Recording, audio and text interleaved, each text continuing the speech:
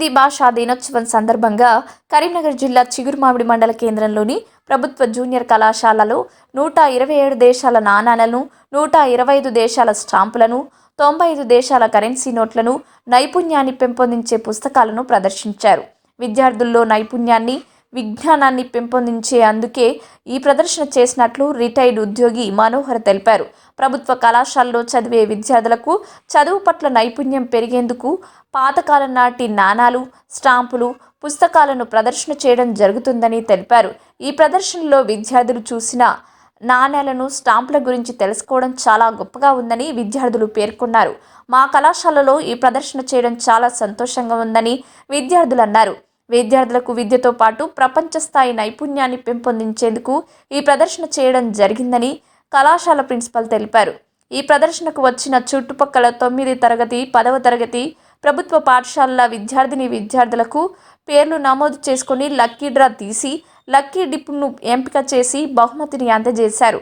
ప్రభుత్వ పాఠశాలలో చదివే విద్యార్థులు ప్రభుత్వ జూనియర్ కళాశాలలో చేరాలని విద్యార్థులకు సందేశం ఇచ్చారు.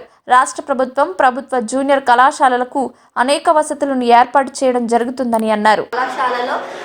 కళాశాలకు వచ్చిన మనోహర్ సార్ చాలా వివిధ దేశాల నుంచి సంప్రదించిన నాణాలు మరియు బుక్స్, స్టాంప్స్ అవన్నీ మాకు చూపించజరిగింది. వాటి ద్వారా మేము చాలా నేర్చుకున్నాం. మన పురాతనంలో ఎలా ఉన్నాయో అవన్నీ మేము చాలా నేర్చుకోవడం జరిగింది.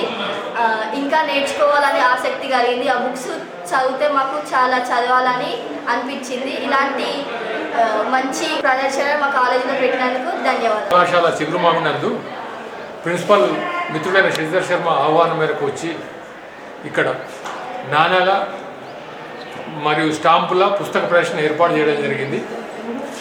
వారి ఆహ్వానం మేరకు పిల్లలందరూ కూడా, కాలేజీ పిల్లలతో పాటు చుట్టుపక్కల స్కూళ్ళ పిల్లలు కూడా ఈ ప్రదర్శన తిలకించారు. చాలా ఆసక్తిగా వాళ్ళు అన్ని విషయాలు అడిగి, అంటే ప్రాచీన నాణాల గురించి, వాటి చరిత్ర గురించి, ఆయా దేశాల సంబంధించిన అక్కడ ట్రేడ్ వాటి గురించి కూడా అడిగారు. అవన్నీ కూడా ఆసక్తిగా విన్నారు.